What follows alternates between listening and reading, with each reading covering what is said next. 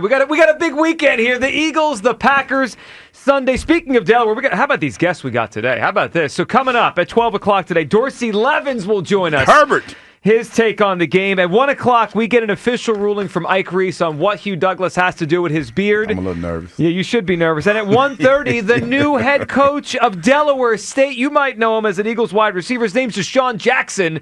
He's going to join the show.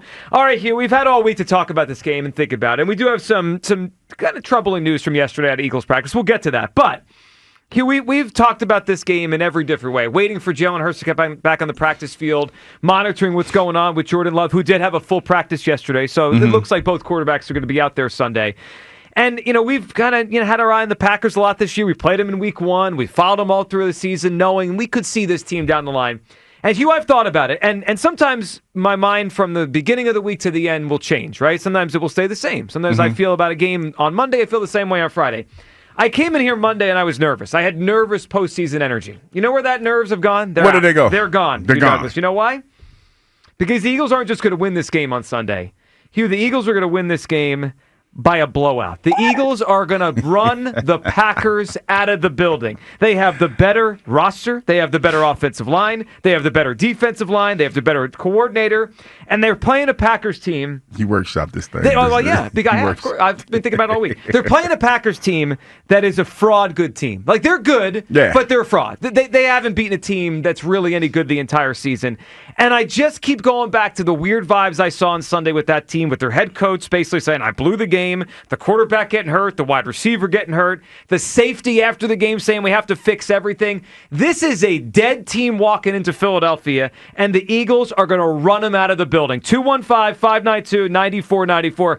Hugh Douglas, I believe the Eagles are a lock on Sunday. Lock it up right now. We're playing next weekend. Eagles in a blowout. Hugh, what do you feel on this football Friday? I don't feel like it's a lock. I feel like the Eagles win this game, but I don't think anything is a lock because this team was in basically the same situation that they were in last year, the Green Bay Packers, that is. And they were able to win a playoff game against the Dallas Cowboys, going to their home. Yeah, but Dallas, come on. I knew you were going to say Cowboys? that. You know what's funny? I can hear it when I was about to say it. I can hear people in their car saying, but everybody beats Dallas in the playoffs. That's all right.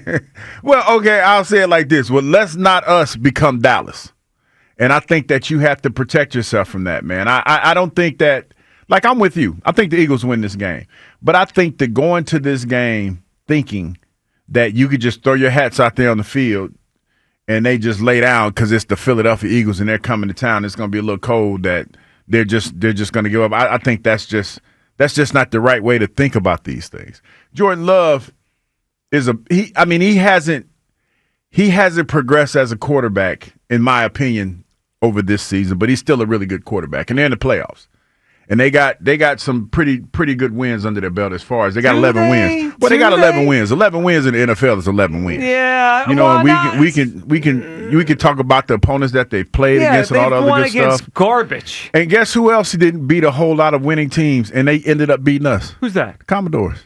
Remember that when they went in and they had a resume similar to that of the Green Bay Packers. Now, I know when I say that. But that game was in Washington. I was about to say. Game is here. I was about to say, I understand that was the caveat and the fact that our quarterback got hurt and the fact that it looked like we were about to rout the Commanders in that situation. But still, you have to protect against all that. There's been plenty of times, man, that I've been in playoff games where it looks like we are the favorite and it goes awry.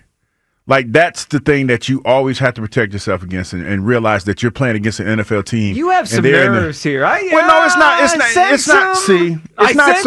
It's not nerves. It's more respect than anything. Yeah, so I respect that they're a good team, but they're not as good as their record says. And I think they have beefed up their resume. Here's the Packers' resume. Over the last calendar year, they've won one game that got everyone's attention, and that was the Dallas game last year. They've built their resume on that. Look at their season this year. They lost to the Eagles in Brazil. They lost twice to the the Minnesota Vikings. They lost twice to the Detroit Lions.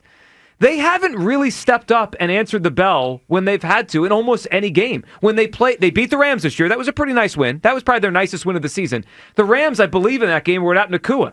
Like, they didn't have their full complement. Here are their wins over the Colts and Anthony Richardson, who's barely an NFL quarterback, over the Tennessee Titans, the worst team in the NFL, over the Arizona Cardinals, non-playoff team, over the Jacksonville Jaguars. Chicago, they beat the Bears by 1.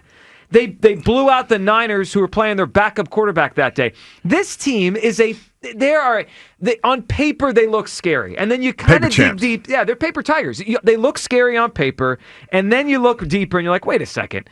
I'm scared of this Packers team. 215-592-9494. The Eagles have shown us since the end of September they're one of the best few teams in the NFL.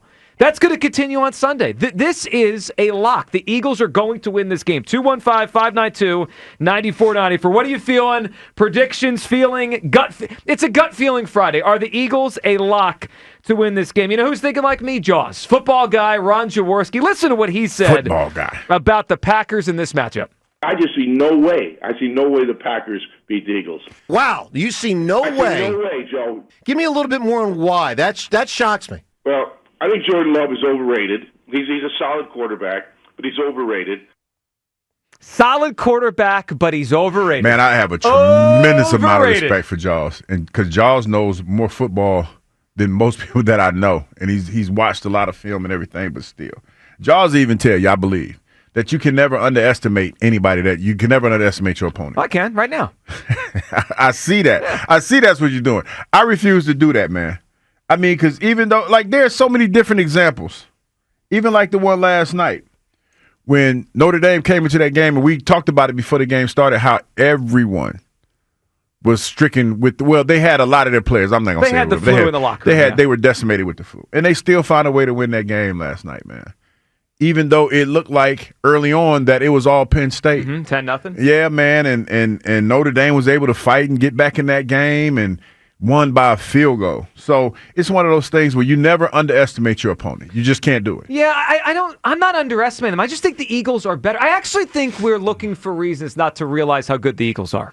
The Eagles have been dominant since the end of September. Not good. They've been dominant. I mean, every challenge they've had, they have answered the bell since the beginning of October. They just win these games. They win a lot of them by margin. They went to Baltimore and won the game. Yeah, that was pretty impressive. I mean, when the week started, I was where you are. Don't underestimate the Packers. They're a pretty good opponent, right? All those kind of things. And as the week has gone on, the more I look at it, I'm like, wait a second.